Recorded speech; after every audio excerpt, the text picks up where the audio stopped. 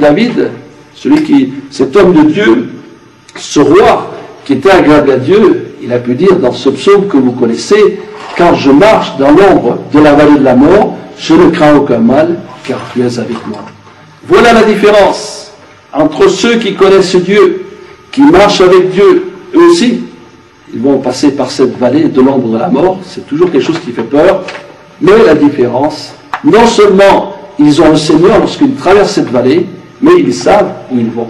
Ils savent qu'ils vont aller dans la cité céleste. Et ça les tient dans la foi, dans la joie et dans l'espérance. Mais pour ceux, bien sûr, qui rejettent l'idée même d'un Dieu qui néglige le salut en Jésus-Christ, ce sera des moments terribles. Alors certains pensent qu'on se débrouillera après la mort.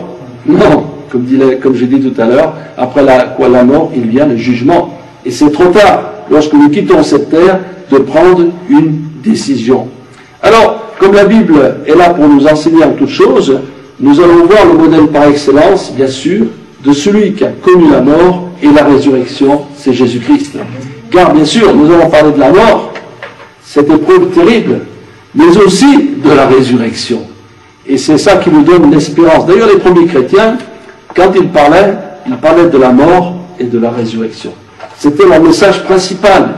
Et c'est avec ce message que des millions et des millions d'hommes et de femmes se sont tournés vers le Christ. Certes, même dans l'Église primitive, il y a eu beaucoup de miracles. Des gens ont été guéris. Des personnes sont ressuscitées d'entre les morts. Gloire à Dieu. Mais c'est pas ça qui a amené les gens à la conversion, ça vous étonne. C'est l'annonce de la mort et de la résurrection de Jésus. Alors, puisque Jésus est le Fils de Dieu et qu'il est un repère dans notre vie, qu'il est là pour nous enseigner. Jésus a vécu comme un simple homme, il était le fils du charpentier, et pourtant il était le Fils de Dieu. Et tout ce que Jésus a fait, eh bien, nous pouvons le faire aussi. Jésus, il trace le chemin devant nous, et nous n'avons qu'à le suivre. Jésus a été baptisé, alors qu'il n'en avait pas besoin, mais il a dit à Jean-Baptiste, il était raisonnable d'accomplir ce que disent les Écritures. Et Jésus est mort, et là aussi, nous allons avoir un enseignement. Alors, bien sûr, la mort de Jésus, elle a eu lieu là, à Golgotha, sur ce mont Calvaire, où Christ a été cloué entre deux brigands. Alors, on va lire simplement déjà un premier passage dans l'évangile de Matthieu, au chapitre 27 et au verset 45. Nous ne lirons pas tout le récit de la crucifixion, mais simplement quelques versets. Matthieu 27, verset 45. Depuis la 6e heure jusqu'à la 9e heure, il y eut des ténèbres sur toute la terre, et vers la 9e heure, Jésus s'écria d'une voix forte, Élie, Élie, lama sabachthani, c'est-à-dire, mon Dieu, pourquoi m'as-tu abandonné? Quelques-uns de ceux qui étaient là l'ayant entendu dire, il appelle Élie. Et aussitôt, l'un d'eux courut prendre une éponge qu'il remplit de vinaigre, et l'ayant fixé sur un roseau, lui donna à boire. Mais les autres disaient, laisse, voyons si Élie viendra le sauver. Jésus poussa de nouveau un grand cri, et il rendit l'esprit. Et voici, le voile du temple se déchira en deux, depuis l'eau jusqu'en bas, la terre trembla, les rochers se fendirent, les sépulcres s'ouvrirent, et plusieurs corps des saints qui étaient morts ressuscitèrent. Étant sortis des sépulcres, après la résurrection de Jésus, ils entrèrent dans la ville sainte et apparurent un grand nombre de personnes. Le centenier et ceux qui étaient avec lui pour garder Jésus, ayant vu le tremblement de terre et de ce qui venait d'arriver, furent saisis d'une grande frayeur et dirent, assurément, cet homme était le Fils de Dieu. Gloire à Dieu. La Bible, l'Ancien Testament, le Nouveau Testament, Jésus lui-même a annoncé plusieurs fois sa mort et sa résurrection. Et bien qu'il l'ait annoncé, eh bien ses disciples, ils n'ont pas compris. Ils avaient le cœur endurci, ils n'avaient pas saisi le message de Jésus. Ici, donc, nous retrouvons Jésus à Golgotha, sur le mont Calvaire. Et pendant 6 heures, de 9h du matin à 3h de l'après-midi, Jésus a agonisé sur la croix.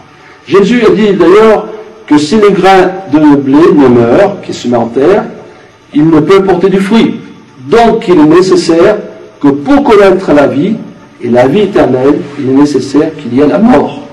C'est un paradoxe, nous ne comprenons pas toutes les choses spirituelles, mais c'est une réalité qu'il était nécessaire que Jésus meure afin que nous ayons la vie éternelle, la vie qui ne périt pas, qui dure éternellement.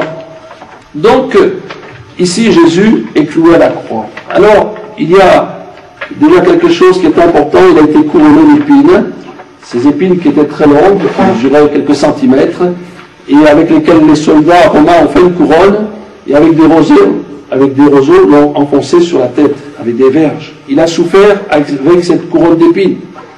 Et déjà, la croix, ça nous représente la délivrance de la bénédiction. Je m'explique. À la création, l'homme et la femme étaient dans le jardin d'Éden. Ils ont été chassés du jardin à cause du péché. Et Dieu a dit à l'homme qu'il devrait cultiver le sol et qu'il produirait des ronces et des épines. Eh bien, ces épines sont symbole de la malédiction. Et peut-être quelqu'un, dans sa famille, dans sa vie, a connu des malédictions. Il y a des familles comme ça, où il y a des malédictions, il y a plein de malheurs qui arrivent. Eh bien, si ça arrive à quelqu'un, sachez que Jésus, en mourant sur la croix, il a pris sur lui la malédiction. Il a dépouillé les autorités. Il a vaincu la puissance de Satan. Et même si Satan agit encore aujourd'hui, Jésus est vainqueur.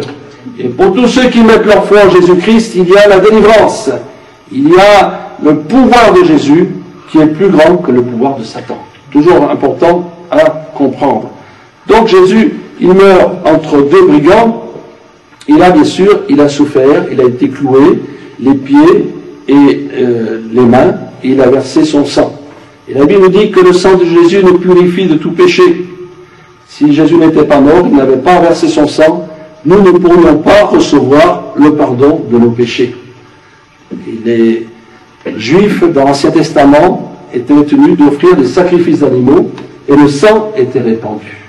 Et cette mort à la croix nous parle du sang, du sacrifice. Il était nécessaire qu'il y ait ce sacrifice. Il était important que ce soit Jésus lui-même qui monte sur la croix, Jésus le Fils de Dieu, pour que ce sang parfait, pur, Jésus était sans péché, puisse aux yeux de Dieu être agréé et que nous soyons pardonnés et purifiés de tout péché. La Bible nous dit, vous connaissez ces passages dans le prophète Isaïe, que Jésus a été frappé pour nos péchés, brisé pour nos iniquités, le châtiment qui nous donne la paix tombé sur lui, et par ses meurtrissures, nous sommes guéris. Les prophètes, donc, avaient annoncé le sacrifice de Jésus. Et il est important de considérer ce sacrifice et réaliser que dans ce sacrifice, il y a l'amour de Dieu. Dieu a tant aimé le monde qu'il a donné son Fils, on pourrait rajouter, à la croix, afin que quiconque croit en Jésus et au sacrifice de Jésus à la croix ne périsse point, mais qu'il ait la vie éternelle. Car les gens nous disent, nous croyons en Jésus. D'accord? Est-ce que vous croyez que Jésus est mort pour vos péchés? Alors si on pose cette question, les gens ne sauront pas quoi répondre. Ils vont dire, oui, Jésus est mort pour le péché des hommes. Mais ils n'ont pas réalisé que Jésus est mort pour leurs péchés. Et que Jésus soit mort pour les péchés du monde, c'est un fait. Mais ce qui est important pour nous et pour vous, c'est qu'il soit mort pour vous. C'est qu'il ait versé son sang à la croix du Calvaire. Car à quoi servira-t-il de dire Jésus est mort pour les péchés si nous, on ne reçoit pas le pardon des péchés?